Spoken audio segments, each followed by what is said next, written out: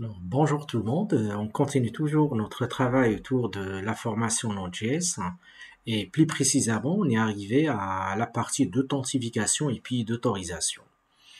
Je vous ai parlé de trois méthodes, l'autorisation ou bien l'authentification à la base de la session, une authentification à la base de GWT et puis une autre qui se base sur d'autres tiers, sorte un utilisateur peut se connecter avec son compte Facebook ou d'autres.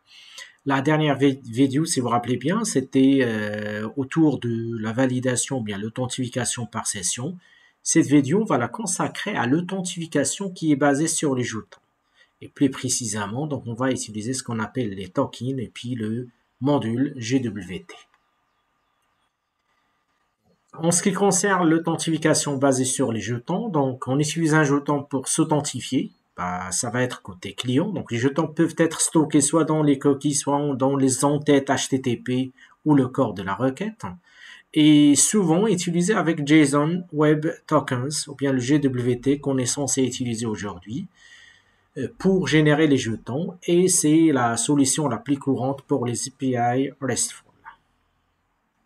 Comme je vous ai dit tout à l'heure, on a déjà vu l'authentification basée sur la session.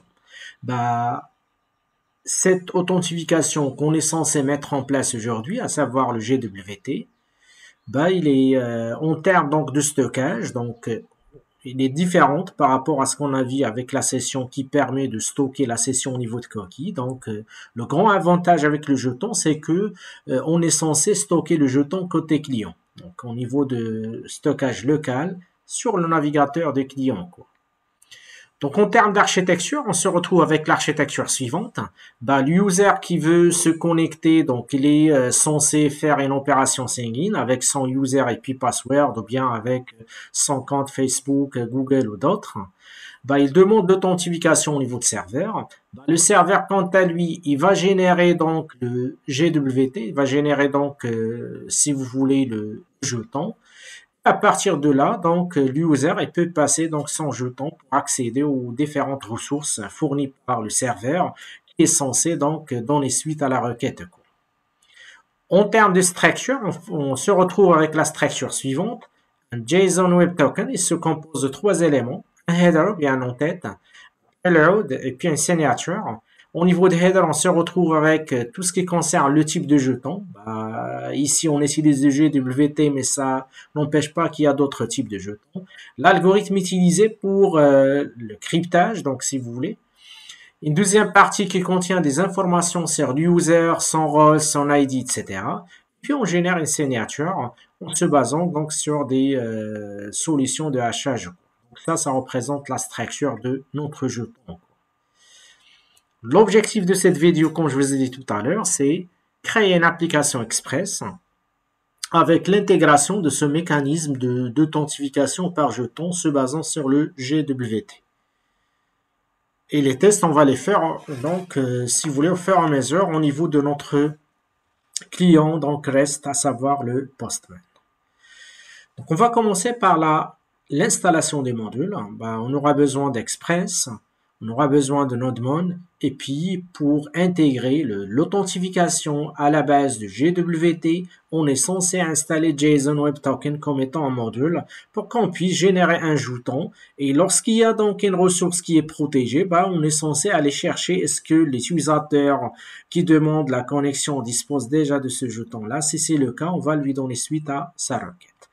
Déjà, pour l'environnement de travail, vous allez créer votre workspace, à savoir le TPGWT. Donc, on va commencer l'installation des différents modules. Je lance le terminal. Donc, on installe le npm install express espace nodemon espace JSON Web Token.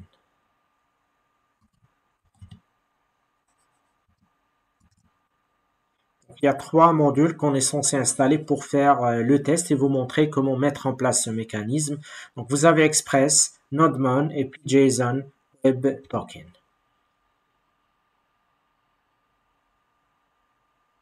On prépare notre fichier par la suite qu'on est censé l'appeler app.js. Alors là, c'est point plutôt que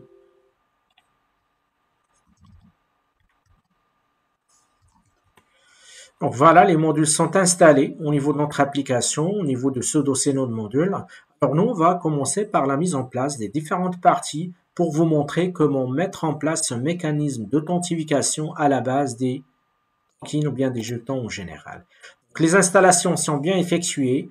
Notre fichier GS il est bien créé, c'est le app.gs. On commence comme toujours par le paramétrage de l'application.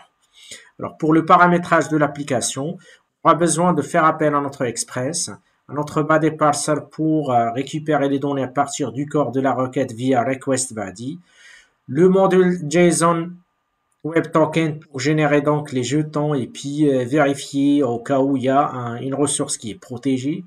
On déclare notre application, notre port. On va donc définir un secret key.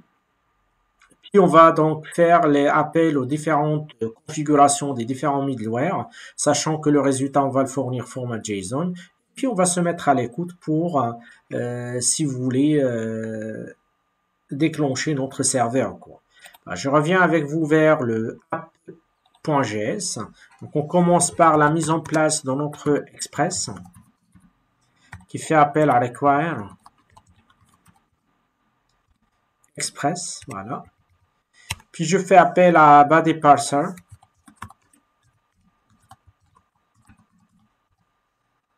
avec un require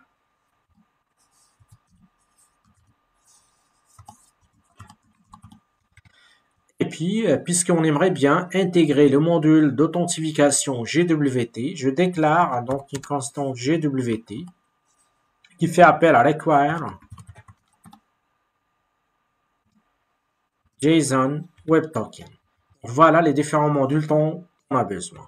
Je déclare par la suite donc une donnée app qui fait appel à une instance de Express. Je déclare mon port.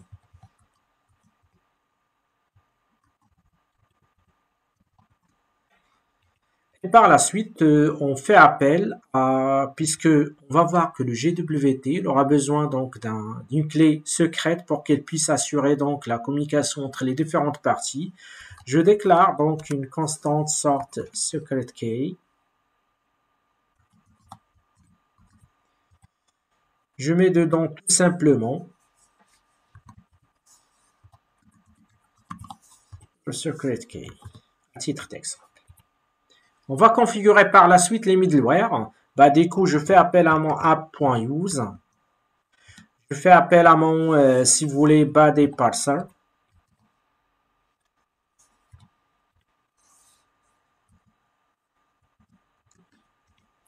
Je le mets à true. Voilà. Et puis, je vais lui dire qu'en quoi j'attends un résultat. On génère des résultats en format JSON. Toujours, je fais appel à mon bodyparser.json. Donc, les middleware sont déjà là. Ce que j'aurais dû faire par la suite, je fais appel à ma méthode listen. Je lui passe le port en question. Et puis, un callback en quoi qu'on est connecté au port. Donc, à ce niveau-là, je fais appel à console.log server connected. Voilà la première partie concernant le paramétrage. On va faire le test avant d'aller plus loin. Donc, je lance le terminal. Et puis, avec mon npx nodemon app.js,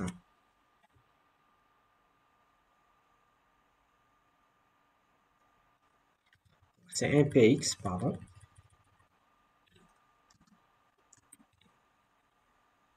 Si tout ça se passe bien, il est censé donc m'afficher le message comme quoi server connected add 3001. Voilà. Alors, on passe à l'étape suivante, c'est qu'on va définir les différentes routes. On va commencer par la route racine qui est tout simplement censée afficher un message GWT Authentication. Je reviens ici, j'ajoute donc la première route.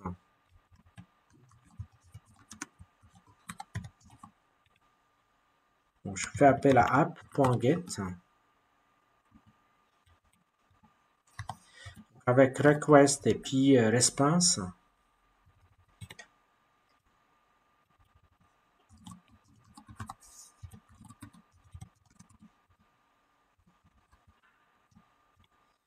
je fais appel à mon response.send. Là, j'aurais dû faire wt authentication.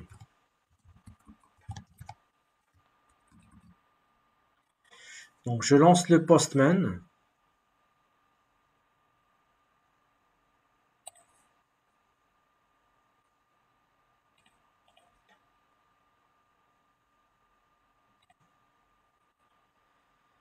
Alors, au niveau de postman, je tape la URL get http localhost 3001. Là, il apparaît bien que automatiquement, il se met à l'écoute et il m'affiche donc le résultat correctement. Comme ça, donc, j'arrive à accéder à mon, si vous voulez, élément en question. OK? Donc ça représente, donc, si vous voulez, le test de notre URL racine. Par la suite, l'objectif, c'est quoi? C'est que une fois qu'un utilisateur se connecte, on aimerait bien lui créer un jeton. Et ce jeton-là, c'est lui qui lui donne la possibilité d'utiliser donc les ressources protégées ou quoi. Dès qu'on passe à la route numéro 2, c'est la route de connexion. On va créer donc une route sur le path login qui se déclenche avec la méthode post. On attend un user et puis un password. On récupère donc les données à partir de body, à partir du corps de la requête. On va vérifier donc, puisque l'objectif, quand je vous ai dit tout à l'heure, c'est vous montrer le mécanisme, des coups, on va tester avec des valeurs qui sont figées. Donc, on va dire que le username, on va le comparer avec user, le password avec password, sachant que les données, ça peut venir à partir donc d'une base de données, MySQL, MongoDB, etc. Par la suite, on est censé donc créer donc un objet qui contient que le username. On fait appel à notre GWT qu'on a créé tout à l'heure, signe qui prend deux paramètres, le constructeur, user, puis donc le secret key. Par la suite, on va retourner le résultat, format JSON, qui contient donc la valeur de notre jeton. S'il y a un problème, si le username est différent du user et puis de password, on est censé donc définir ou bien envoyer un statut 401 plutôt, avec comme quoi que le login et le password ne sont pas valides. Alors, ce qu'on va faire alors par la suite, on va ajouter une deuxième route.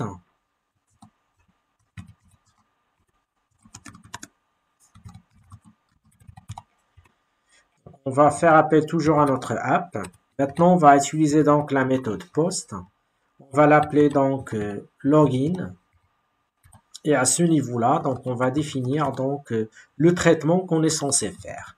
L'objectif, comme je vous ai dit tout à l'heure de cette partie-là, c'est en quelque sorte générer un jeton pour l'utilisateur tout en se basant sur son login et son, si vous voulez, password. Donc pour ce faire, on déclare, si vous voulez, un username et puis un password.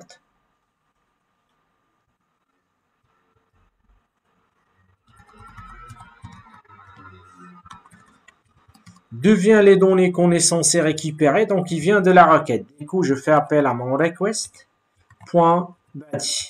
Je récupère donc le corps de la requête qui est censé me fournir des informations sur l'utilisateur, son username, login, ainsi que son mot de passe. Je vais vérifier maintenant le username. Si le username égale à user, par exemple, and le password égale à password 1. Dans ce cas-là, j'aurais dû faire la chose suivante. Je dois générer donc un jeton pour cet utilisateur puisqu'il est autorisé d'accéder aux différentes ressources. Donc, je déclare donc un user avec du username.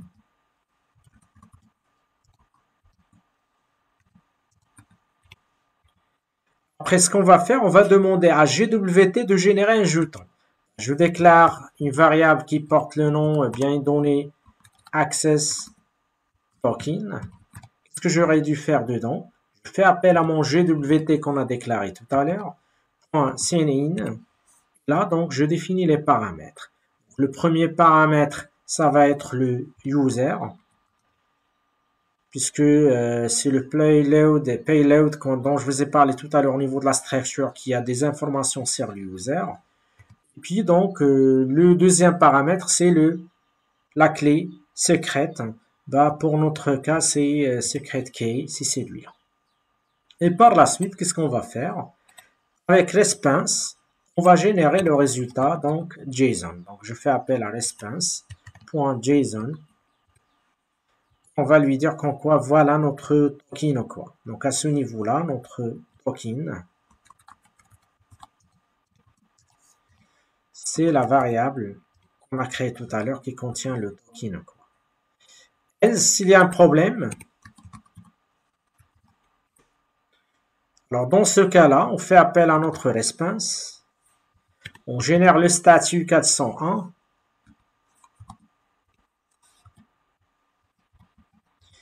Et puis on va faire appel à notre send qu'en quoi invalide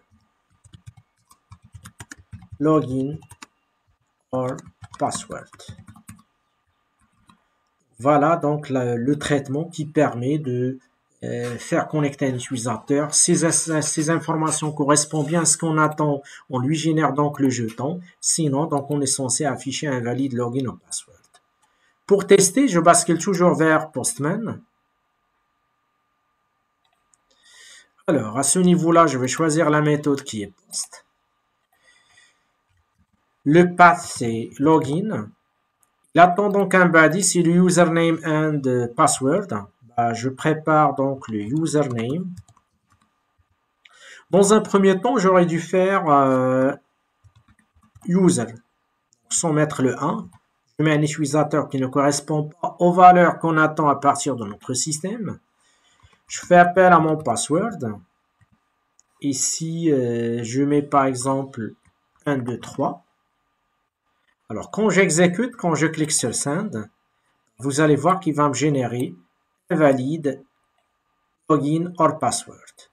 Si je mets donc les données correctement, user 1 et puis password 1, quand je clique sur le bouton Send, je vous demande de remarquer qu'il me génère donc le token. Et voilà donc sa valeur qu'on est censé utiliser au cas où on aimerait bien accéder à une ressource qui est protégée ou quoi.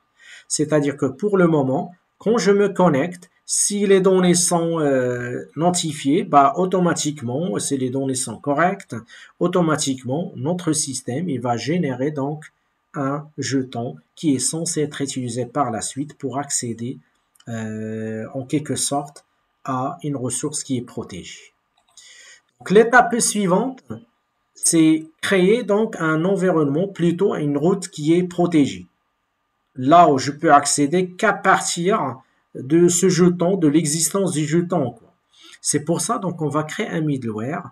Quel est son rôle? C'est comme le middleware qu'on a créé lorsqu'on a parlé de l'authentification basée sur la session, qui permet de vérifier est-ce que la session existe déjà.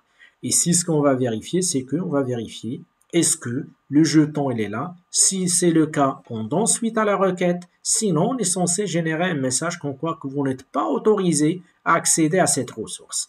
Donc le middleware qu'on va créer, on va l'appeler Authenticate Token. Bah, il prend en charge comme les fonctions middleware, request, response et puis next.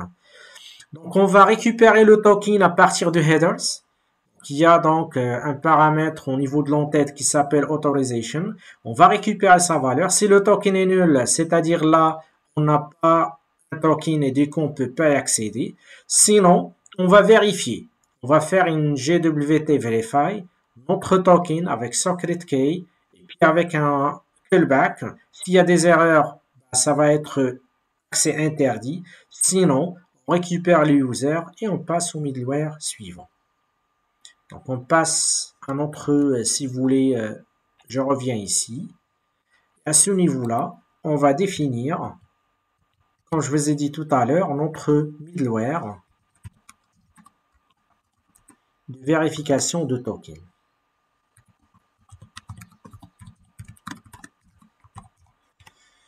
Donc on va créer une fonction, on va l'appeler, comme je vous ai dit tout à l'heure, authenticate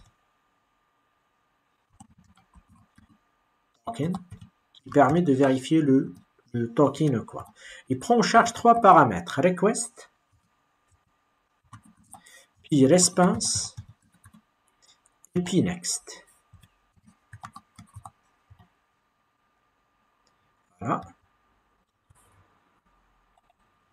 Alors, ce qu'on est censé faire alors, c'est récupérer en quelque sorte le jeton.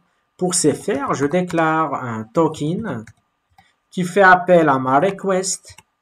Je récupère à partir de l'entête. Je fais appel à headers. Là, j'attends donc un paramètre, un entête qui porte le nom authorization.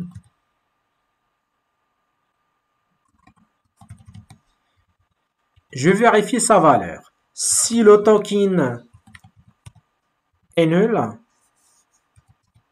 c'est-à-dire dans ce cas-là, qu'est-ce que je retourne? Je retourne un response. Send statut.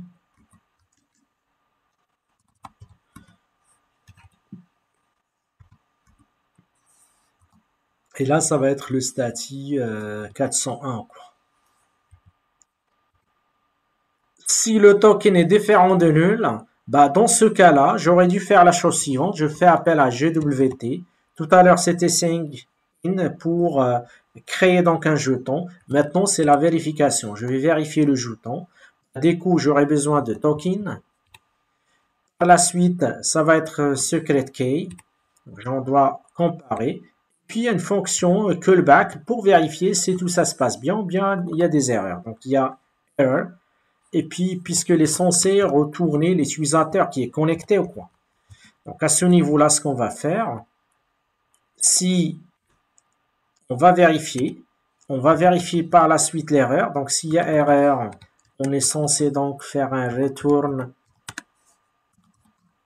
response.sendStatus.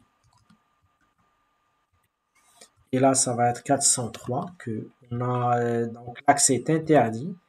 Sinon, donc, je fais appel à mon request.user. Je vais le remplir par l'utilisateur qui vient d'être connecté. Et je passe au middleware suivant avec le next quoi. Donc, il apparaît bien que cette méthode authenticate token, il est là pour vérifier est-ce qu'on, à partir de l'entête, il va récupérer donc un paramètre autorisation, il va comparer avec le secret key et puis il veut donner accès à la ressource nom selon la valeur retournée en cours. L'étape suivante, quant à lui, c'est la création de notre, si vous voulez, en quelque sorte, route protégée ou quoi. Pour notre route protégée, donc on va l'appeler Compath Protected. On va utiliser la méthode get. Avant de faire quoi que ce soit, on va déléguer la tâche à notre middleware Authenticate Token.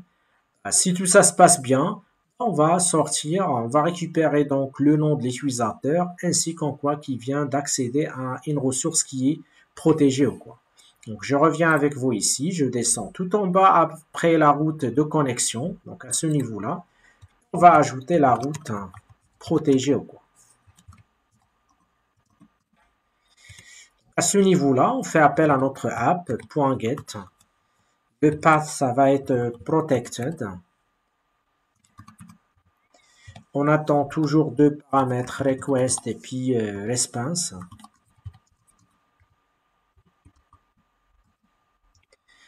Alors, ce qu'on est censé faire ici, avant d'exécuter le reste de la requête, on fait appel à notre middleware. C'est la méthode authenticate qu'on a créée tout à l'heure.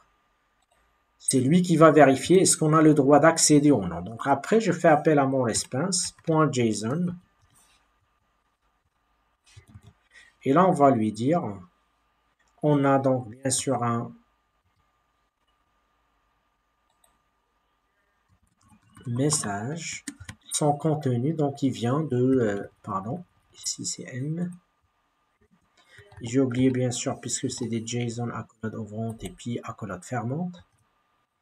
À ce niveau-là, on va mettre donc welcome par exemple.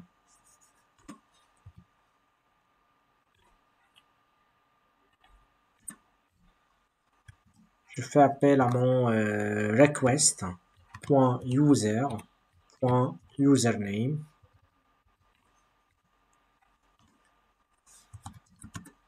This is protected resource, par exemple.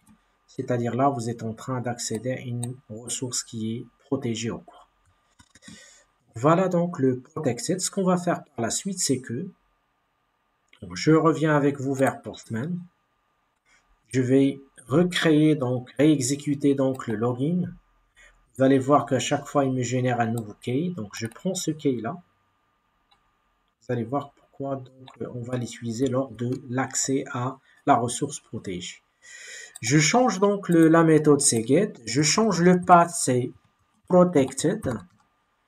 Quand je clique sur Send, vous allez voir qu'il va me dire forbidden, donc l'accès il est interdit, c'est-à-dire que automatiquement il est censé donc accéder. Donc après avoir j'ai demandé protected, il a fait appel à notre middleware, à savoir authenticate token. Authenticate token a vérifié donc si vous voulez à ce niveau-là. Il a cherché un en-tête qui s'appelle autorisation n'existe pas. Des coups et se retrouve avec une valeur qui est nulle. Du coup, il nous a généré comme quoi que l'erreur 401, et là, si je reviens ici, c'est le 404, comme quoi c'est interdit. Ce qu'on va faire alors, c'est que je vais aller vers Headers. On va créer donc une nouvelle en-tête à ce niveau-là. Je crois que j'avais déjà une...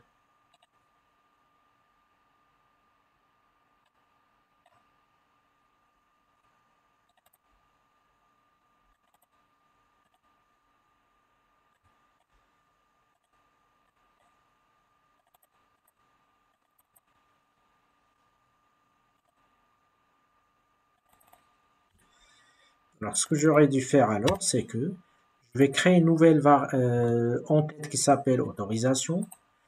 Je vais coller dedans des éléments en question. Voilà. Je clique sur Send.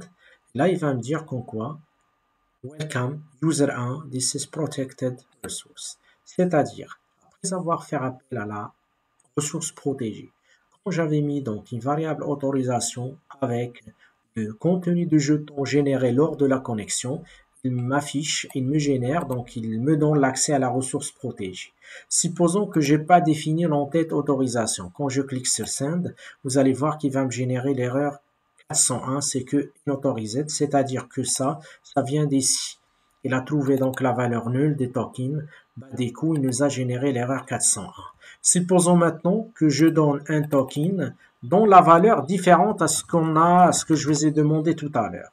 Quand je clique sur Send, là, il va me dire le 403, c'est-à-dire que c'est interdit, puisque là, il a rentré dans cette situation-là. Le token, il est là. Lorsqu'il a comparé le token que je lui donne avec le secret key, il arrive que les valeurs ne sont pas pareilles, et du coup, il nous a généré le 403. Et voilà donc un exemple comment vous pouvez mettre en place cette situation. Si je reviens par exemple ici avec la valeur que j'avais tout à l'heure, donc automatiquement il est censé afficher le résultat et donner l'accès à ma ressource qui est protégée au cours. Donc ça représente en grosso modo un exemple sur lequel vous pouvez comprendre le mécanisme de l'authentification basé sur les jetons.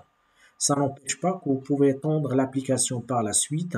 On lui rajoute donc des fonctionnalités supplémentaires telles que la gestion des utilisateurs, des rôles, etc. La séparation donc des codes, routing d'une part et puis la structure de votre serveur d'autre part. Donc si vous avez des questions, n'hésitez pas de les poster en dessous de la vidéo. Je vous remercie et à la prochaine.